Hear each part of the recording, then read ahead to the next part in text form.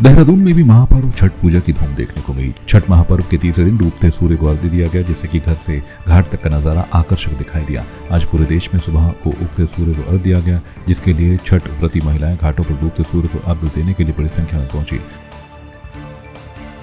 मुख्यमंत्री पुष्कर सिंह धामी ने कहा है कि सिलक्यारा सुरंग हादसे में फंसे लोगों को सुरक्षित निकालने के लिए केंद्र सरकार के प्रयासों के साथ राज्य सरकार पूरी तत्परता और प्रतिबद्धता के साथ जुटी हुई है। मुख्यमंत्री ने कहा कि राज्य सरकार इस रेस्क्यू अभियान में हर संभव सहयोग करने में, साथ ही सुरंग में फंसे श्रमिकों और उनके परिजनों के मनोबल को बनाए रखने पर भी विशेष ध्यान दे रही है। उत्तराखंड में 2 दिसंबर से नगर निगमों की जिम्मेदारी जिलाधिकारी और अन्य निकायों का कामकाज एसडीएम रैंक के अधिकारी संभालेंगे। प्रशासक की नियुक्ति 6 माह के लिए की जाएगी। आपको बता दें कि 1 दिसंबर को निकायों का कार्यकाल समाप्त हो रहा है। निकाय चुनाव न कराने पर सरकार इनमें प्रशासक तैनात कर देगी। प्रदेश में करीब 84 नगर निकाय के बोर्ड का कार्यकाल 1 दिसंबर को पूरा हो जाएगा। देखिए, चुनाव से पहले हमें कुछ प्रक्रियाएं पूरी करनी होती है। हमारे यहाँ जो मतदाता सूची है वो मुकम्मल करनी होती है। साथ में जो आरक्षण विभिन्न निकायों में जिस प्रकार से होने, वो काम भी अभी चल रहा है। ये काम पूरा होने के बाद चुनाव की संभावनाएं हमारे यहाँ बनती है, तो उस के लिए एक्सरसाइज चल रही है। मतदाता सूची के लिए कह दिया गया है। आरक्षण का काम पहले से चल रहा था, जिसको अभी हम अंतिम रूप जब जैसे ही होगा तो हम जो है फिर चुनाव की तरफ बढ़ेंगे। पौड़ी जिले में सीएमओ कार्यालय सभागार में आयोजित मासिक बैठक के दौरान मुख्य चिकित्सा अधिकारी रमेश कुंवर ने संबंधित स्वास्थ्य कर्मियों को केंद्र और प्रदेश सरकार से संचालित योजनाओं को पंचायत स्तर तक त्वरित गति से संचालित करने के दिशा निर्देश दिए। उन्होंने कहा कि भारतवर्ष में 2025 तक टीबी मुक्त भारत अभियान का आह्वान किया गया है, जिसके तहत 15 ब्लॉकों की सभी पंचायत स्तर पर टीबी मुक्त पंचायत अभियान चलाया जाएगा। स्पेशली हमारी मासिक बैठक जैसे हर महीने होती है, उसी तरीके से इस बैठक को थोड़ा सा हमने दीपावली के बाद इसलिए रखा क्योंकि अभी जैसे कि आप सभी को पता है कि विकसित संकल्प यात्रा भी होनी है, जो 23 तारीख से शुरू होगी, और साथ में पंचायत मुक्त टीबी भी होना है।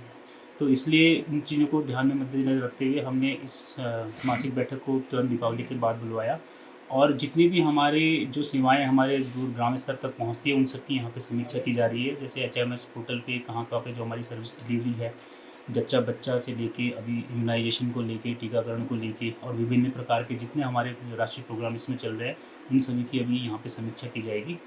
और जो हमारे पिछले जितने भी मीटिंग में जितने भी हमारे जो कमियाँ थी, उन सब की भी इसमें समीक्षा की जाएगी, वो कितनी प्रोग्रेस हुई है, और बाकी जितने भी निर्देश होते हैं, आने वाले जितने भी राष्ट्रीय प्रोग्राम चल रहे हैं, उनकी भी इसमें निर्देशित किए जाएंगे कि क्या क्या करना है फिर में।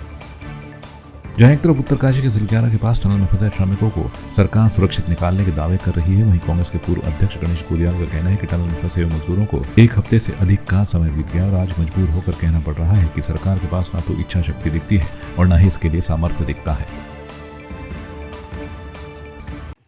1 सप्ताह से भी अधिक का समय बीत गया है, बल्कि मैं समझता हूं कि 10 दिन से अधिक का समय बीत गया है।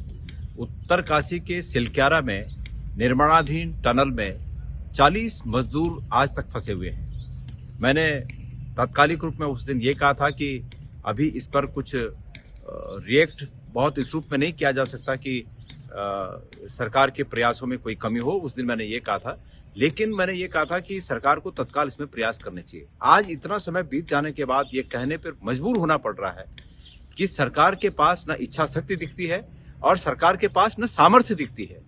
ऐसे लुंज पुंज सरकार, जिसको कि डबल इंजन की सरकार कहा जाता है, आज 10 दिन से उन 40 फंसे हुए लोगों की स्थिति का भी पता नहीं लगा पा रही है, बता नहीं पा रही है कि उनकी स्थिति क्या है। ये सरकार जो लुंज पुंज सरकार है, जो किंग कर्तव्य विमूढ़ सरकार है, जिसके पास ये कोई काम करने का तरीका ही नहीं, पता नहीं किस प्रकार से किया जाए, ऐसी सरकार को रहने का कोई औचित्य प्रतीत नहीं होता है। मैं सरकार से ये कहना चाहता हूं कि आखिर दिवाली बीती, दिवाली के बाद तमाम इतना समय बीत गया, लेकिन अब तक आप लोग मशीनों का ही लाना ले जाने की बात कर रहे हैं।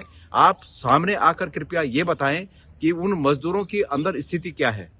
आप ये कह रहे हैं कि पानी के पाइपलाइन से उन्हें खाना दिया जा रहा है, ऑक्सीजन वहां पहुंचाई जा रही है, लेकिन सिर्फ इतने दिन से अंधेरे टनल में खाना और ऑक्सीजन ही पर्याप्त नहीं होता है। कोई बीमार है, क्या है, उनको निकालने के लिए जो प्रयास होने चाहिए थे, सरकार ये बताए कि क्या उनके पास उनको निकालने के लिए जो तकनीकी चाहिए, जो सामर्थ्य चाहिए, क्या सरकार के पास वो सामर्थ्य नहीं है? और अगर सरकार ऐसा कहती है कि उनके पास सामर्थ्य नहीं है, तो और भी इस तरह से बातें हो सकती हैं। लेकिन सरकार को चिंता करके तत्काल इस पर अपना रिएक्शन देना चाहिए। सरकार को आज इस पर प्रेस करनी चाहिए, सामने आकर इस बात को बताना चाहिए।